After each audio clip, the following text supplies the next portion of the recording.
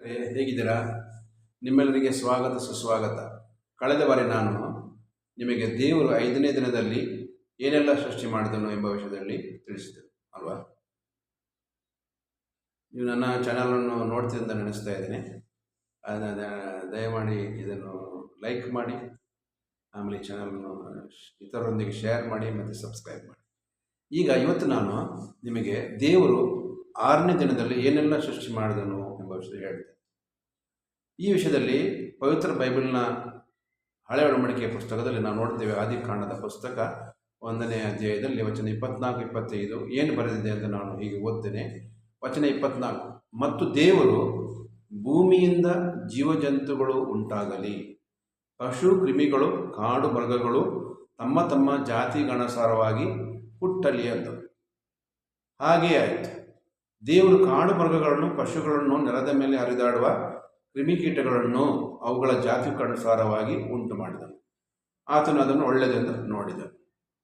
ಹೀಗೆ 6ನೇ ದಿನದಲ್ಲಿ ನಾವು ಸೃಷ್ಟಿಯ ಬಗ್ಗೆ ನಾವು ನೋಡುವುದಾದರೆ ಅದನ್ನು 2 ಭಾಗವಾಗಿ ವಿಂಗಡಿಸಬಹುದು.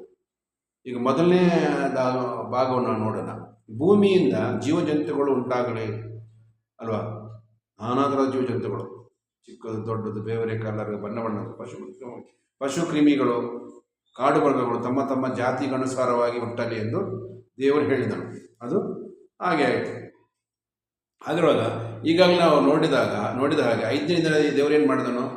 ಪಕ್ಷಿಗಳನ್ನು ಮತ್ತು ಸಮುದ್ರದ ಪ್ರಾಣಿಗಳನ್ನು ಉಂಟು ಮಾಡಿದನು. ಆದರೆ ಈಗ ದೇವರು ತನ್ನ ಗಮನವನ್ನು ಭೂಮಿಯ ನೆಲದ ಮೇಲೆ ಹರಿದಾಡುವ ಕ್ರಿಮಿಕೀಟಗಳನ್ನು, ನಾನಾ ಜಾತಿಯ ಪ್ರಾಣಿಗಳನ್ನು ಉಂಟು ಮಾಡಿದನು.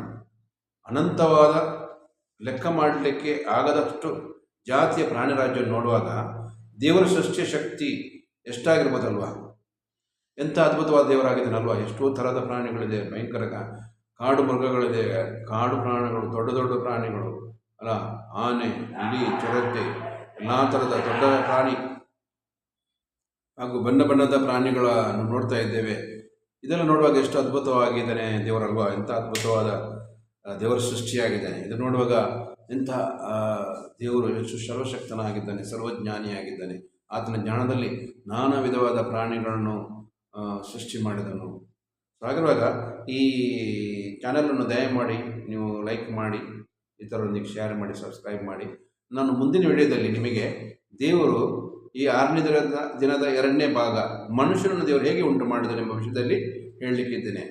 ಅದರಿಂದ ಅಷ್ಟು ತನಕ ನಿಮಗೆ ನಾನು ನೆಕ್ಸ್ಟ್ ವಿಡಿಯೋದಲ್ಲಿ ಸಿಗ್ತೇನೆ.